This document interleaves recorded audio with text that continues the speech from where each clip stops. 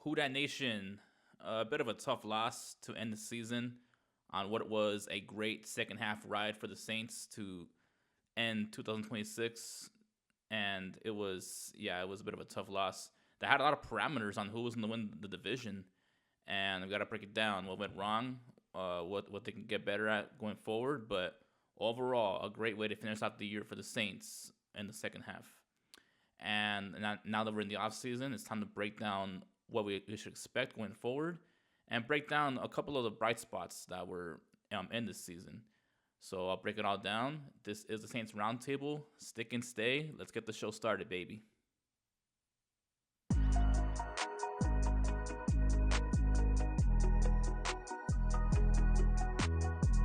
All right, so let's break it down. So the Saints ended the season with a 19-17 loss at Atlanta in Week 18, and with a bit of, you can give him a little bit of a pass because there was a lot of injuries going into this game. Chris Olave had not played due to a blood clot in his lung. We wish him the best. Hopefully, he has a speedy recovery, and he's able to come back to start off next year.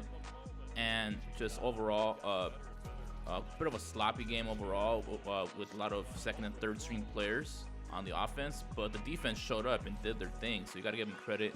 They kept them in the game, and they did a solid job, but it just wasn't enough in the loss to the Falcons to end the season. And Kirk Cousins was 18 for 32 on his completions, 180 yards, one touchdown, one interception, and a 69.8 rating. So the Saints did their job and kept them at bay. He had a tough game and really had to work to get some points on the board. But to his credit, he did just enough, and the Falcons were able to get the victory. But man, this Saints defense, I'm very, very proud with the way they played in the end of the season. They were ferocious the last couple of weeks. They really put it on these opposing quarterbacks, opposing offenses, and played very well. And they played well enough to win this game, but they just didn't get enough help from the offense to help them out points-wise. But overall, a good performance in this game as well. Yeah, Kirk Cousins was rattled pretty much the entire game, and he really had to do a lot to get points on the board, but he was able to do it. And another big guy you had to stop was Bijan Robinson. He had 15 carries for only 33 rush yards and only 10 receiving yards. So they kept him at bay. They really kept him in the box, and he was not able to get going as well. So if you do that, if you stop Kirk Cousins and you stop Bijan Robinson, you got to win that game and take it home, because those guys, when they go off, it's tough to stop the Falcons, and they were able to do that and keep him at bay. But the one guy that hurt him was Drake London. He finally got going against the Saints. He has a history against the Saints of not doing well, but he finally woke up. He had 4 receptions for 78 yards and a touchdown, and he was giving it to Khalil McKinstry and Alontae Taylor, and the secondary overall. But still, 78 yards is not that much. It's not really that bad. It's still he still got his touchdown. He still got his catches, but they really had to make him work for it. Only 4 catches allowed, and he was able to do enough to take over and score some points. Kyle Pitts had 6 receptions for 58 yards, so he was moving the chains enough a little bit, but he really didn't splash too much. And overall, the defense did their thing, but it just wasn't enough. They got a couple takeaway in the game. And 19 points most of the time. When you allow 19 points, you should win that game. But it just wasn't enough, and the offense needs to be better and help them out going forward. But with the way they finished out the season, as I said, played very well. This young secondary has really grown up and really done their thing. The pass rush is doing their thing. Chase Young, man, he's really resurged his career. And if he can stay healthy going forward, he's looking like the Chase Young that bright spot phenom coming out of Ohio State when he was in Washington. So going forward, if he can keep doing this thing, then the Saints really have something in the pass rush. And of course, Brian Bresee is an up and coming star in the defensive line. We'll see if Cam Jordan comes back. And Carl Granderson, he's really grown up as a pass rusher as well last couple of years. And yeah, man, you gotta love what the Saints defense is doing. Brandon Staley has done an outstanding job in running the defense ever since these guys have learned his system. And overall, man, you gotta love what the Saints defense has done. But it just wasn't enough in this game. And going into next year, you got to expect that they should be in the upper echelon of young defenses coming into the next NFL season. So it wasn't enough in this game, but if you're a Saints fan, you got to feel pretty optimistic for this defense going into next season. And I'll break down what went wrong for the offense in this game and what they can be better at. This is the Saints Roundtable. Stick and stay.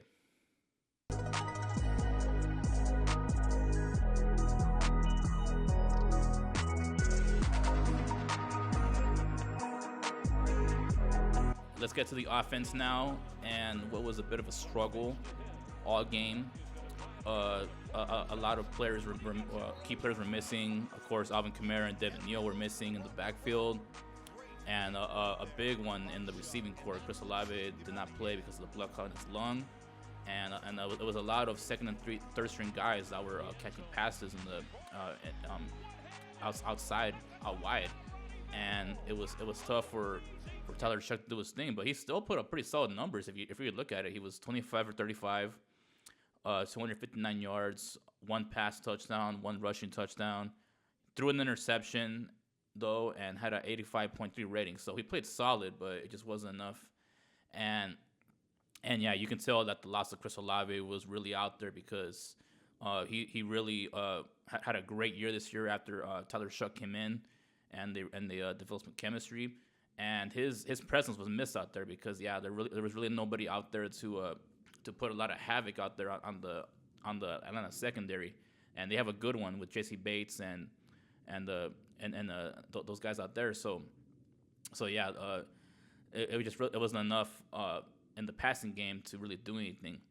Juwan Johnson was pretty solid. He had three catches for 61 yards, so he was moving the chains, doing his thing, getting open for Shuck and helping them out, but it wasn't enough. Dante Pettis, he had 5 catches for 60 yards. He played pretty solid, but he wasn't able to really make too much explosive plays and really put a lot of pressure on the secondary of Atlanta. So it wasn't enough for him. And Audric Estime in the backfield, 21 carries for 63 yards. He had the big game in Tennessee the week before, but in this game he didn't do as much. He still played pretty solid, but he didn't do as much. And yeah, it just wasn't as impactful. And Ronnie Bell, 2 receptions for 23 yards and had the 1 receiving touchdown for the Saints. And the Saints, if you look at the numbers, they were 2 for 3 in the red zone. You'd like that, but in terms of getting there, they really couldn't get there a lot, and they really were not able to have a smooth offense going as much. Had 2 touchdowns in the game, yes, they did that, but overall, it was kind of a sloppy game if you really look at it, if you watch the entire game. And as I said, the loss of Chris Olave was missed out there, and yeah, overall the offense did not have their best game. But the last couple of weeks, when they were healthy and they had Olave out there and they had a legit threat, they were playing very well, man. And as I said, with the defense, you got to feel good about this offense going forward, man. Like, I've been very impressed with what I see the last couple of weeks. When it was Spencer Rattler and they were going nowhere in the beginning of the year, I was at a loss. I didn't know what to say about this offense. I didn't have any expectations going for it at all. Earlier in the first half of the season, there was no upside for anything. And man, ever since Tyler Shuck came in, man, it's been he's given us a lot of hope, and when we're seeing results and we're seeing what could be a really good offense going into next season, and yeah, you got to be pretty excited if you're a Saints fan for that. And with these young receivers starting to grow up, Mason Tipton starting to grow up. As I said, Dante Pettis had a pretty solid game in this game. And Juwan Johnson still doing his thing, and he'll be in his second year of his 3-year deal next year. Chris Olave, hopefully he gets back, and if he gets back, he's really grown up, and he's looking like he can be a number 1 receiver for this team going forward. And with the emergence of Tyler Shuck, he's really grown up. and yeah, Audric Estime in the backfield, he's starting to get some more shine.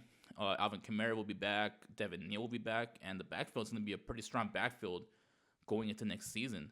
So you gotta love that, especially in Kellen Moore's offense. And I'll talk about Kellen Moore later, as a coach in his first season, later in the show. But in Kellen Moore's offense, yeah, he finally has some continuity and some pieces he can work with to really run the offense that he ran in Philadelphia, and with the Cowboys when he would do a lot of RPO run pass options, with his quarterback and with his backfield and stuff like that, and do a lot of explosive plays to the receivers.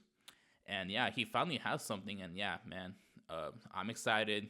You should be excited too. This Saints team, man, if they do their thing in the draft, and I'll talk about that coming up next. If they do their thing in the draft, in this upcoming draft in Pittsburgh, and get some more pieces to this team, then hey, we gotta feel excited that this can possibly be a playoff team going into next season. So I'll break that down coming up next. This is Saints Roundtable. Stick and stay. Let's talk draft.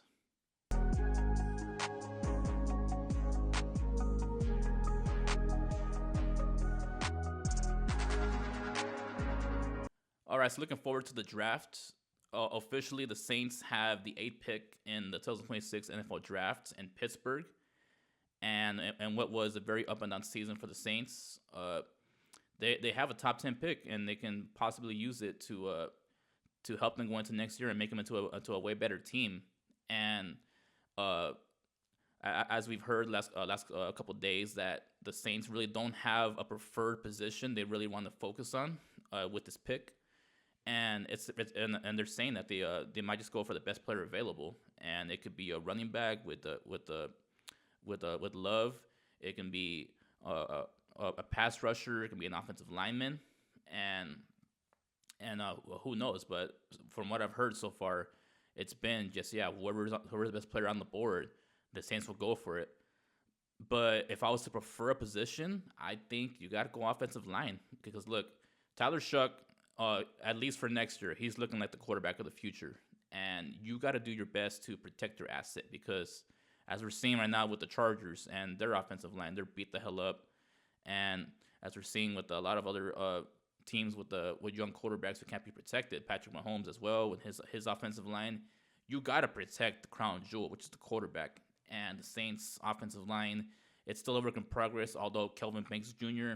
has really blossomed as a offensive lineman, and he's looking like he's going to be a staple at left tackle for years to come, and just overall, the offensive line did get a little better going into the season, but it's still a work in progress, as I said. And if you can get a first round pick, a slam dunk guy that can go in there right away and play and bolster the offensive line, I think that's the way to go, because as I said, you got to protect the crown jewel.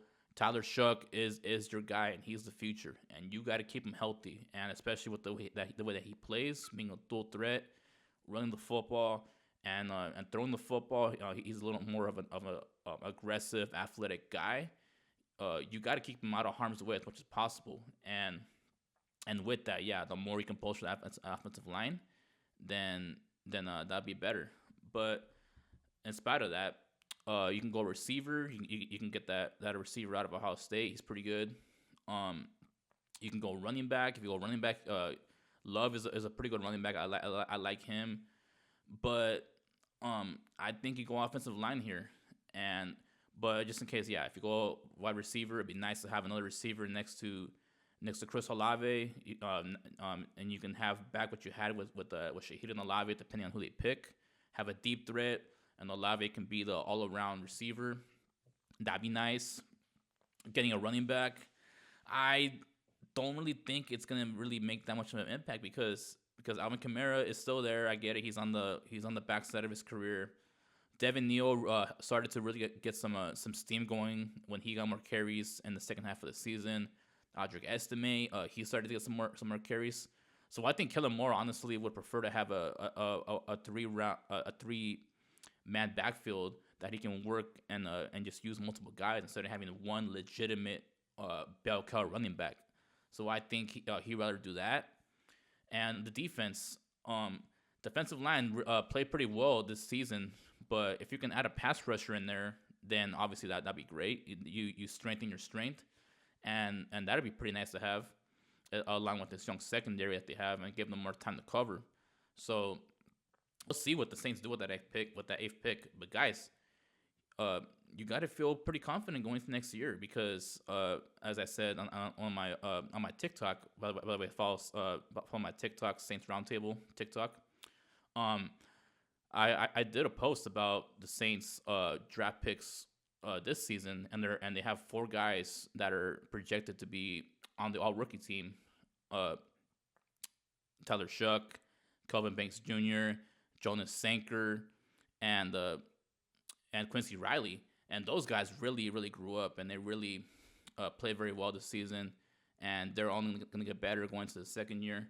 And yeah, Mickey Loomis came in with a lot of questions coming into the season with his quarterback, with the draft, with who he signed, and it's been a really tough couple years. Obviously, ever since Drew Brees retired, and they really haven't been able to get out of the mud the last couple years. But credit to him, man. He rebuilt this team on the fly, and there's a lot of things to look forward to going into next season. And he hit on his draft picks, as I said, and these kids are only gonna get better the more time they get, and the more they get in tune with the system that Brandon Staley runs on his defense, and they can add more to it with this draft coming up, and they have more draft picks coming up because they used one last year that they gave away, and just overall, you got to feel good and add some more to the defense, add some more to the offensive line, and maybe get a receiver in the later rounds. It's going to be tougher, obviously, because obviously the first round you found the better talent there, but you can still find some really good players in the second round, fifth round. So depending on the scouting that the Saints have, and if they did their homework and they can hit another draft, then this team can be a playoff team going into next year. Because as we saw, this was a very mid or less mid, or less mid if you want to argue it, division this season in the NFC South. The Panthers made the playoffs with an 89 record, thanks to the Saints, by the way, because the Saints lost to the Falcons. But yeah, if with the way that this division is, the Saints can be right back in the race next year if they hit another draft and add more to this team. And Tyler Shuck will grow up, and the players that are on the team right now, the young players that are currently on the team, continue to grow up, and you add some more rookies to this team, and they could be right back in the race. So Saints fans, I'm excited, and you should be excited as well. So we'll see how it goes. And coming up next, I'll close out the show with the man in charge, Kellen Moore, and breaking down his first season as Saints coach. And I'll get to it right now. This is the Saints Roundtable. Stick and stay.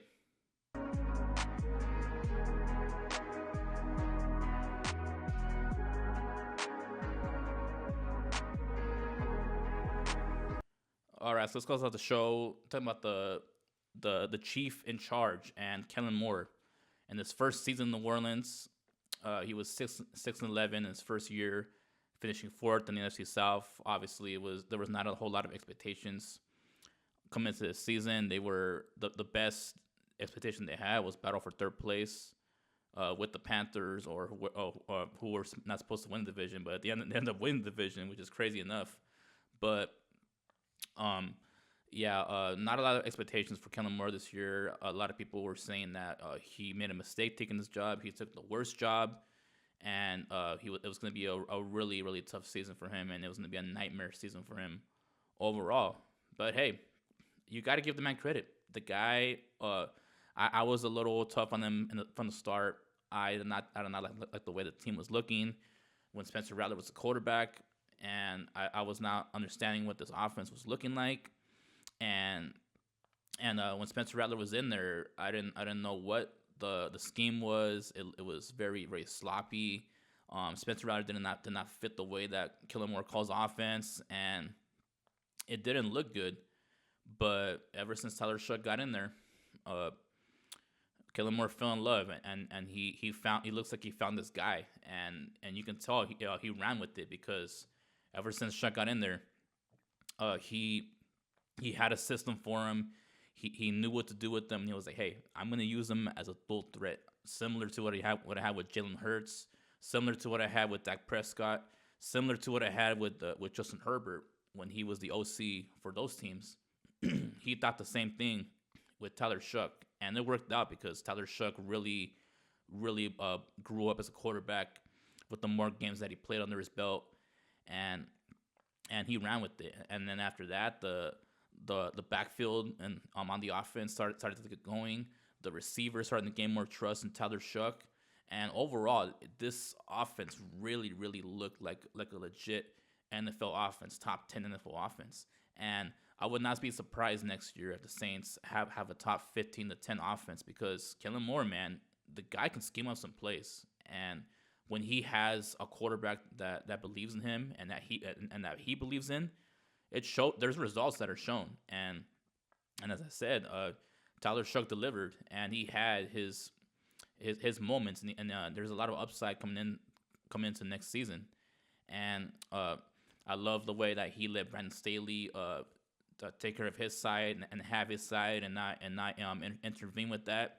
And Brandon Staley, to his credit, after a really tough couple years being the head coach with the Chargers, and he got a lot of scrutiny there. He's really done a good job here in New Orleans as a defensive coordinator. I had a lot of questions for him coming in as well. I thought he was going to do some really wacky stuff that he did with the Chargers and bring it here and possibly mess up this defense. But to his credit, man, he's done a good job. He's focused only on his defense. He's not doing some stupid stuff, and he's doing his thing. And Kellen Moore trusts him, and he trusts Kellen Moore. And overall, the cohesion with the coaching staff has really figured things out, and they know what to do with this team and the pieces of this team. So yeah, obviously the record doesn't say that it was a great season, 6-11 as I said, 4th NFC South, gonna get the 8th pick in the draft. But it was a tale of two seasons. First half of the season, it was looking like it was gonna be a nightmare season. The Saints had no hope at all going forward. And then the second half of the season, switch completely flipped. Now there's hope. They were winning games. Crazy enough, they were the hottest team in the NFC South, and not even just the NFC South, and in the NFL. In the second half of the season, won four of the last 5 games, and they played very, very well. And you can argue that if Tyler Shuck was the quarterback from week 1, the Saints could have been in the race for this division, which is wild, because 3 teams in this division were tied at 8 and 9. So if Tyler Shuck played from the start, they possibly could have been right there with those guys, and possibly could have won the division with how up and down the Buccaneers and the Panthers were, and even the Falcons. The Falcons were had a little bit of a stride in the end of the season when Kirk Cousins took over as quarterback, taking over for Michael Penix Jr. So yeah, the Saints are right there, guys. They got a shot, and Kellen Moore looks like the right guy at head coach. Dennis Allen was not the guy. The team gave up on him. They did not believe in him, and publicly they were going after him, and he lost that locker room.